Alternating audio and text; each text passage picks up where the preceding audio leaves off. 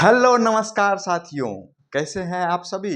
उम्मीद करते हैं बहुत ही अच्छे होंगे, स्वस्थ होंगे, बेहतर होंगे। दोस्तों मैं हूं अनुकूल कुमार और आज आपके बीच बिहार एसएससी के माध्यम से जो भी एग्जाम आगामी कंडक्ट करवाए जाने वाले, चाहे वो बीएसओ हो, सीजीएल 4 हो या फिर इंटर लेवल का एग्जाम हो और अन्य एग्जाम जिसमें जीके जीएस और मैथ का सिलेबस है, उन सब के लिए मैं एक कुशाग्र रणनीति लाया हूं। सबसे पहले दोस्तों कुशाग्र का अर्थ समझिए। कुशाग्र का मतलब होता है शार्प, दूरदर्शी, ऐसा रणनीति जो आपको फ्लॉप होने से बचाता हो विकट परिस्थिति में। क्योंकि आजकल आप देख रहे हैं एग्जाम का जो ट्रेंड बदल चुका है, वो विद्यार्थी को कहीं न कहीं रोबोट बनाने के फिराक में लगा हुआ है। ऐसे में आपको आयोग पे प्रश्न चिन्ह करने का, खड़ा करने का कोई अधिकार नहीं है, बशर्ते आपको अपने रणनीति में परिवर्तन लाने की जरूरत है।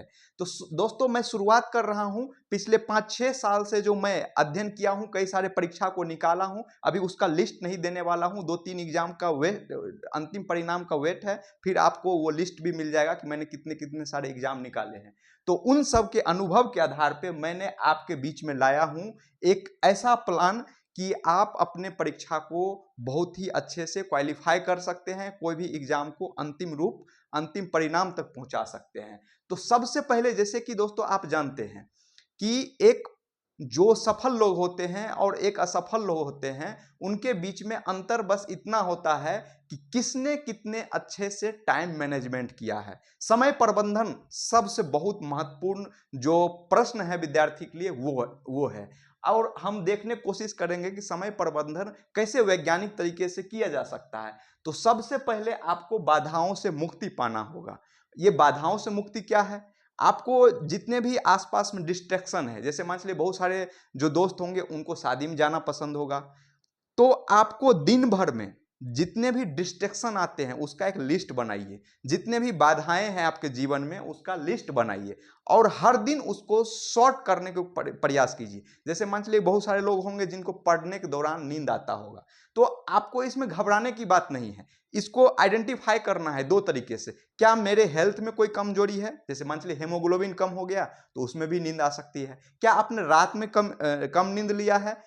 अगर रात में कम नींद लिया है तो जाहिर सी बात है आपको पढ़ने के दौरान नींद आएगी। तो आपको इसको आइडेंटिफाई करना है। क्या आपका जो नींद है वो आलस्य से भरा हुआ है? मैं दोस्तों एक एग्जांपल देना चाहता हूं। जैसे मान चलिए कि आपको नींद बहुत जोर से आ रही है, ठीक है।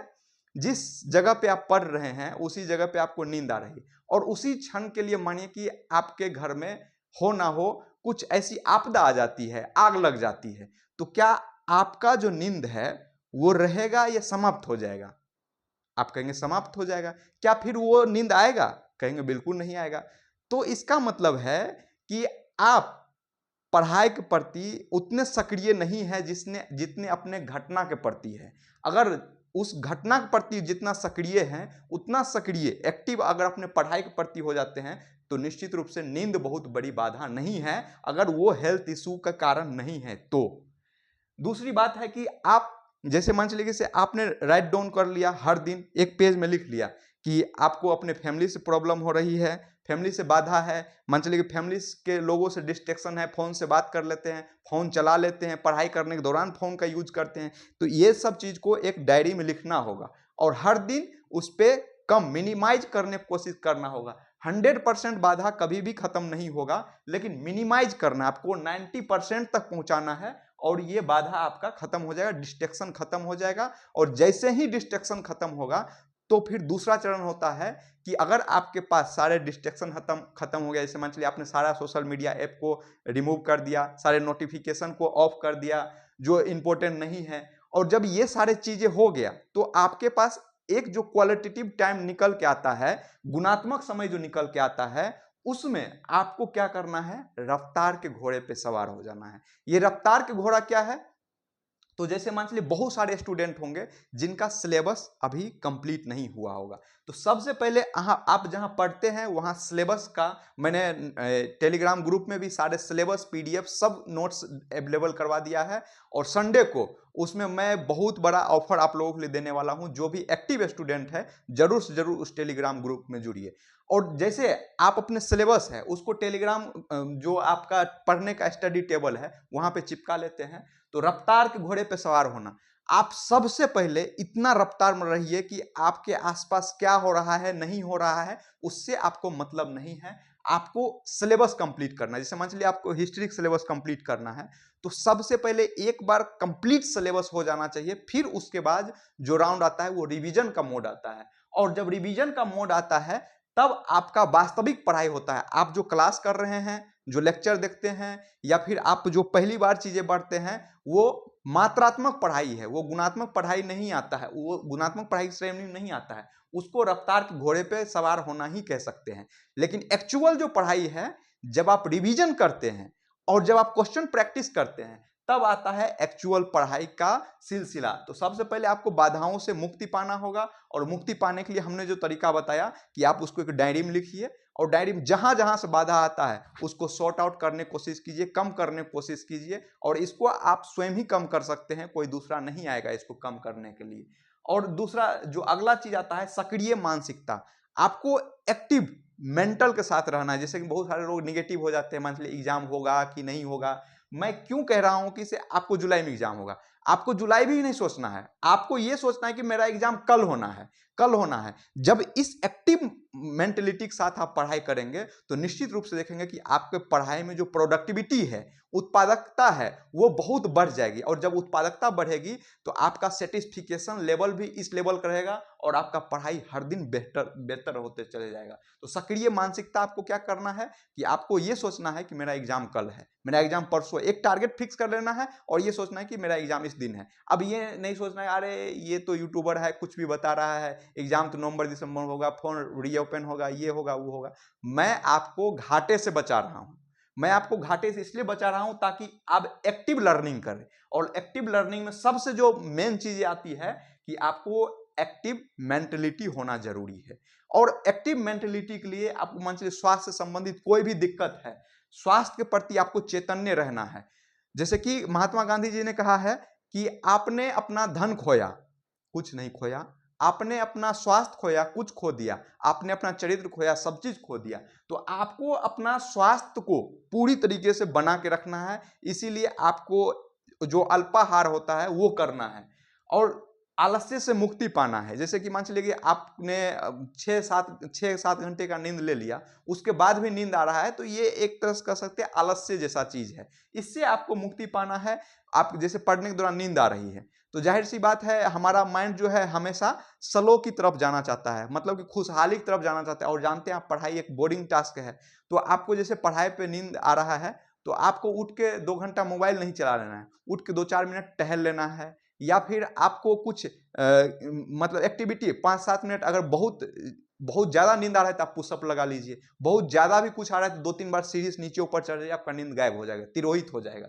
तो आपको आलस्य से मुक्ति हो जाना। अगर इन सब से भी आपका बाधा नहीं दूर हो रहा है दोस्तों, तो आपको सबसे पहले अपने जिम्मेदारी याद करना है कि आप यहाँ जहाँ पे आप पढ़ रहे हैं, पटना में पढ़ रहे हैं, दिल्ली में पढ़ रहे हैं, जहाँ पे भी पढ़ रहे हैं, आपको अपना जिम्मेदारी याद करना है, और ये सारा आलस यूं ही गायब हो जाएगा।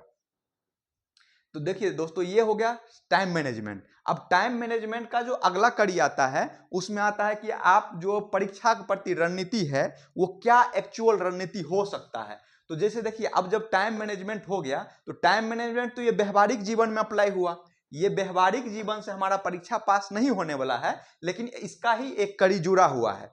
जब आप व्यवहारिक जीवन में समय प्रबंधन कर लेंगे, तो अब आता है परीक्षा की क्या कुशल रणनीति होनी चाहिए जिससे हमारा परीक्षा निकल सके। तो दोस्तों, मैं जो पढ़ाई करता था उसमें 3-4-3 का फॉर्मूला पहले यूज करता था, फिर 4-3-3 का फॉर्मूला यूज किया। अब ये 4-3-3 का फॉर्मूला क्या है, तो हर दिन ये फॉर्मूला यूज करना। जैसे आप पढ़ रहे हैं, सबसे पहले सोने से पहले कल आपको क्या पढ़ना है, एक डायरी में एक टास्क बना लीजिए। जैसे मान लीजिए आपको मैथ पढ़ना है, रीजनिंग पढ़ना है, कोई भी चीजें, हिस्ट्री का मौर्य साम्राज्य पढ़ना है, गुप्त काल पढ़ना है, उसको एक लिस्ट बना लीजिए ऑन एन एवरेज का। अगर मान लीजिए आपका सिलेबस कंप्लीट नहीं किए हैं और क्लास करना पड़ रहा है, तो क्लास करने के लिए आपको ये फॉर्मूला अपनाना चाहिए, 3-4-3। इसमें 3-4-3 में क्या है कि आप मॉर्निंग में जैसे उठे, जैसे मान चलिए व्यायाम किए, एक्सरसाइज किए, थोड़ा ड्राई फ्रूट्स लिए और बैठ के पढ़ाए 8 बजे करने, तो आप 3 फार्मूला की यूज कीजिए। अगर 8 बजे आप बैठ गए हैं तो 8 से 11 3 घंटा ऐसा होना चाहिए कि आपके कान से धुआं धुआं निकलने लगे, ऐसा लगे कि हमने पढ़ाई किया है। और ये तभी संभव है जब आप अपने मोबाइल को फ्लाइट मोड मार करके उधर साइड कर देंगे, सारा नोटिफिकेशन ऑफ कर देंगे। आप कहेंगे कि पढ़ाई के दौरान बहुत सारा चीज है सर्च करने की आती है, तो क्या करेंगे, तो आपको एक पेज रखना है, उस पेज पे लिख लें। जैसे मान लीजिए कि आप मौर्य साम्राज्य पढ़ रहे हैं, उसमें ये कंफ्यूजन आ रहा है कि इसे मौर्य जो मतलब कि चंद्रगुप्त मौर्य है उसको जैन धर्म का दीक्षा किसने दिलवाया, कहीं पे कुछ लिखा हुआ है कहीं पे कुछ लिखा है, वहां पे कंफ्यूजन आ रहा है, तो उसको एक पॉइंट में लिख लीजिए। और जब 3 घंटा 11 बजे आप उठेंगे खाना पीना बनाने या खाने के लिए, तो उस समय सर्च कर लीजिए। देखिए इससे क्या हो रहा है कि आप जो प्रोडक्टिविटी टाइम है उसमें पढ़ाई कर रहे हैं, और जो आपका खेलने कूदने का समय है उसमें आप इस नेट का यूज कर रहे हैं। और 4 का मतलब क्या हुआ, बहुत सारे स्टूडेंट होंगे जिनका क्लास अभी कंप्लीट नहीं हुआ होगा, वो क्लास कर रहे होंगे। जैसे कि हम लोग ने बोला है टेलीग्राम पे बहुत सारा क्लास, बहुत सारा ने सारा क्लास हम लोग अवेलेबल कराएंगे बिल्कुल फ्री में संडे को। तो जैसे मान लीजिए अगर आपका क्लास कंप्लीट नहीं हुआ है तो आप 4 सेकेंड राउंड जो चलेगा, मान लीजिए कि आपने 2 घंटा ब्रेक लिया, 1 बजे से आप पढ़ने बैठ गए, और 1 बजे से जो 4 घंटा का समय होगा इसमें आप बिल्कुल, अगर लेक्चर देखना है 4-5 घंटे का, तो आप सारा लेक्चर 4 से 5 घंटे का मैराथन कीजिए। 4 घंटे मैंने रखा है आपको, 4 घंटे में, अब दोपहर का मैं टाइम लेक्चर के लिए क्यों रखा, क्योंकि अभी आप जान रहे गर्मी चल रहा है और जैसे ही आप खाते पीते हैं थोड़ा नींद जैसा आलस्य जैसा आता है, लेकिन मोबाइल जब डिजिटल चीज सामने होती है तो नींद नहीं आता है। तो आप ये 4 घंटा बीच का आप कर सकते हैं। और उसके बाद जो संध्या का समय होता है उसमें थोड़ा उठिए, घूमिए फिरिए, और आपका जो मेंटल पीस है उसको खोजने की कोशिश कीजिए। अब ये मत कीजिए कि किसी से लगा के 2 घंटा बात कर लिए और दिमाग का शांति जो है भंग कर लिया, ऐसा नहीं करना है। अगर आपको एग्जाम निकालना है तो ये चीज करना ही पड़ेगा, अपने आप पे कंट्रोल लगाना ही पड़ेगा। उसके बाद जो ये चीजें है 3, जैसे मान चलिए कि ये 5 बजे तक आपका 2 रूटीन कंप्लीट हो गया, उसके बाद 3 का जो आप है आप 6 बजे से पढ़ने बैठ जाइए, या उससे भी लेट करते हैं तो 7 बजे से पढ़ने बैठ जाइए। और 7 बजे से 3 बजे 3 घंटा जो है ये ऐसा चरण होना चाहिए, जैसे होता है ना कि मेरा कल एग्जाम है, मैं रिवीजन मोड में हूं, तो ये 3 घंटा जो होना चाहिए रिवीजन मोड का होना चाहिए। क्योंकि दोस्तों आप कितना भी पढ़ ले, फाइनली आप जब तक 20 से 25 बार सिलेबस को रिवीजन नहीं करेंगे वो चीजें याद नहीं रहेगी। और दूसरा जो चीज है मैंने ये लिखा है 4-3-3, जैसे बहुत सारे लोग होंगे जिसका सिलेबस कंप्लीट हो गया होगा, वो क्या करे, सुबह में 4 घंटे रिवीजन के लिए दे, रिवीजन के लिए दे, और 3 घंटा नए चीज पढ़े। और जैसे प्रत्येक दिन का अभी आपका टास्क ये होना चाहिए, मतलब इसी रूटीन में आप क्या चीज ऐड कर दीजिए, प्रत्येक दिन 100 क्वेश्चन का प्रैक्टिस कम से कम होना चाहिए। रीजनिंग में 50 क्वेश्चन, और मैथ में 25 क्वेश्चन, और साइंस में 25 क्वेश्चन। मैंने ये 3 चीजों क्यों चुना, इसका कारण ये है, जैसे मान चलिए कि आप जीएस पढ़ते हैं, जीएस का मैं भी जीएस 5 साल से लगातार पढ़ा हूं, और मुश्किल से मैंने 3 महीना अभी मैथ और रीजनिंग का मतलब सिलेबस कंप्लीट किया हूं। और मैथ और रीजनिंग ऐसा चीज है कि उसमें 100% स्कोर किया जा सकता है, लेकिन जीएस का जो सिलेबस है वो इतना वास्ट है कि आप कितना भी कवर कर लेंगे, बड़ा से बड़ा धुरंधर होगा तो भी 100 अगर क्वेश्चन आ रहा है तो 80 बहुत से बहुत ज्यादा लगा सकता है। जैसे मान लीजिए आपका जीएस एक क्वेश्चन देते हैं, हम ये पूछते हैं कि इसे जो केशवानंद भारती मामला है कब आया, तो आप 1 मिनट में बता सकते हैं। उससे थोड़ा सा और हार्ड करते हैं कि जब केशवानंद भारती मामला आया उस समय भारत के मुख्य न्यायाधीश कौन थे, ये टफ हो गया। और इससे भी अगर हमको टफ करना होगा तो अगर हम ये कह देंगे कि केशवानंद भारती मामला में जो बेसिक स्ट्रक्चर लिया गया, आधारभूत संरचना लिया गया, ये भारत के न्यायाधीश ने कहां से अधिगृहित किया, तो बताइए ये टफ में भी टफ हो गया, ये टीचर भी नहीं बना सकता है। तो जॉन रोल्स का जो न्यायिक सिद्धांत है, थ्योरी ऑफ जस्टिस, वहां से लिया गया है। तो जो जीएस का सिलेबस है उसको आपको रिवीजन लगातार करते रहना है, लेकिन उसके बहुत ज्यादा बियॉन्ड में नहीं जाना है सिलेबस से कि आपका जो पढ़ाई है मूल पढ़ाई छूट गया, और जो जीएस है उसमें आप घुसते चले गए। जीएस का सिलेबस उतना पढ़ना है जितना सामान्य लोग पढ़ता है, क्योंकि आपके पढ़ने में और सामान्य लोग पढ़ने में 5 से 10 नंबर का अंतर रहता है, बस इस चीज का कि आप रिवीजन कितना बार किए। अगर एक ही, जैसे मैंने आपको घटनाचक्र क्विक बुक को रिकमेंड किया बार बार, उसका पीडीएफ लिंक भी, मतलब पीडीएफ भी हमने प्रोवाइड करवा दिया, लेकिन अगर आप कोई और भी बुक पढ़ रहे हैं तो मेरा कहना मत मानिए, उसी बुक को पहले 100% याद कीजिए। याद करना ही पड़ेगा दोस्तों, कोई इसका तोड़ नहीं है। जब तक आप याद नहीं करेंगे संभव नहीं है एग्जाम निकलना। एग्जाम में तर्क से ज्यादा आपको कितना मेमोरी पावर है वो आजकल चेक किया जा रहा है। हमारा एजुकेशन ही सिस्टम ऐसा है, आप क्या कर सकते हैं। तो आपको मैथ, रीजनिंग और साइंस ये पर डे, साइंस का 25 क्वेश्चन लगाइए, मैथ का 25 क्वेश्चन लगाइए और रीजनिंग का 50 क्वेश्चन लगाइए। जैसे मान चलिए कि आज आपने कोडिंग डिकोडिंग पढ़ लिया, तो कल के लिए उसमें रखिए 50 हमको रीजनिंग का कोडिंग डिकोडिंग क्वेश्चन लगाना है। और एक बात और याद रखिए, रीजनिंग में जैसे मूलतः जो आप कह सकते हैं बड़ा बड़ा जो चैप्टर है 15 है, और 15 में जो 10 चैप्टर है इजी है, 5 चैप्टर वास्ट है। तो जो आपको क्या करना है, एक दिन इजी चैप्टर रिवीजन करना है, दूसरे दिन वास्ट रिवीजन करना है। और जो लोगों का क्लास नहीं हुआ होगा वो 4 घंटे में क्लास को शिफ्ट करे, और जैसे ही आपका मान चलिए कि से क्लोक हो गया, पूरा कंप्लीट हो गया क्लोक, तो अब ये मत दिमाग में मानसिकता डालिए कि पूरा रीजनिंग जब खत्म हो जाएगा फिर से मैं रिवीजन करूंगा। ये हो गया फिर मतलब एक तरह से कह सकते हैं भेड़ चाल। आपको क्या करना है, जैसे आपके रीजनिंग में एक टॉपिक कंप्लीट हुआ, एक चैप्टर कंप्लीट हुआ, क्लोक कंप्लीट हुआ, तो क्लोक से आपको जितना भी पीवाईक्यू आया है वो सारे पीवाईक्यू एसएससी की बुक रखिए, हमने उसका भी पीडीएफ अपने टेलीग्राम चैनल में डलवाया हुआ है।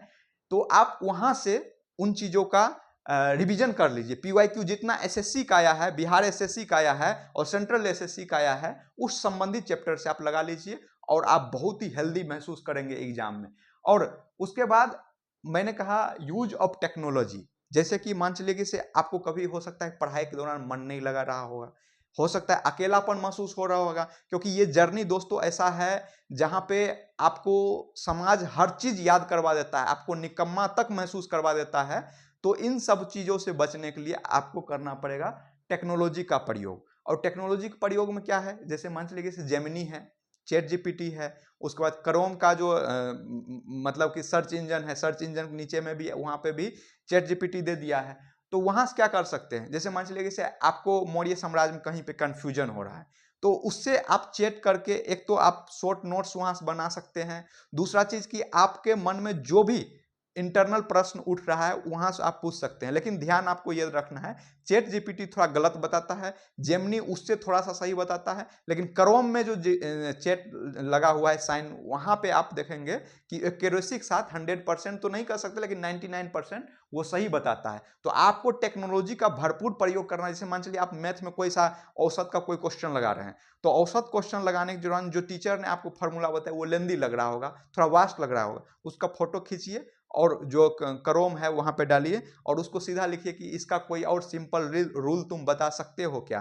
तो वो 5-6 रूल, अभी तक इंडिया में जितने भी टीचर ने 10 अलग अलग तरह का रूल बताया होगा वो सारे रूल आपको दे देगा, और आप टेक्नोलॉजी का यूज करके अपना पढ़ाई को और भी बेस्ट कर सकते हैं। उसके बाद 5+1 डे की रणनीति अपनाना है। जैसे मान चलिए कि आपने 5 दिन लगातार पढ़ाई किया, तो एक दिन ऐसा होना चाहिए जिसमें सिर्फ और सिर्फ आप जो है पीवाईक्यू का रिवीजन करें। पीवाई जैसे मान चलिए आपने पूरा एंशियंट हिस्ट्री पढ़ लिया 5 दिन में, एंशियंट हिस्ट्री जब पढ़ लिया तो आपका दायित्व बनता है, नैतिक दायित्व बनता है कि आप एक दिन ऐसा रखें जिसमें घटना चक्र बहुत ही बेस्ट बुक है, घटना चक्र से आप जो है सारा पीवाईक्यू लगा दीजिए और सारा पीवाईक्यू एक तरह से दिमाग में बैठा लीजिए। अगर घटना चक्र से भी आगे जाना है तो बीपीएससी का पीवाईक्यू ले लीजिए, क्योंकि बिहार एसएससी में बहुत सारा एग्जाम हुआ नहीं तो वहां पे 2-4 ही 5 क्वेश्चन का पीवाईक्यू है। उसके बाद जो 7वां दिन आपका होगा, 7वां दिन में आप क्या कीजिए, उस दिन को हाफ डे ब्रेक रखिए और हाफ डे रखिए कि क्या कोई नया नया एग्जाम जो हो रहा है उस एग्जाम में कौन कौन सा पैटर्न का क्वेश्चन हमारे सिलेबस के अकॉर्डिंग पूछा जा रहा है। अगर आपके सिलेबस के अकॉर्डिंग पूछा जा रहा है तो उसको तुरंत एडॉप्ट कीजिए और अपने नोट्स में कहीं लिख दीजिए, उसको चैट जीपीटी से या जेमिनी से उसको पूछ के और उसका विस्तारीकरण में जान लीजिए। और आप देखेंगे कि इस रणनीति को जब अपनाएंगे तो 15 दिन के अंदर आपको लगेगा कि मैं एक्चुअल पढ़ाई कर रहा हूं।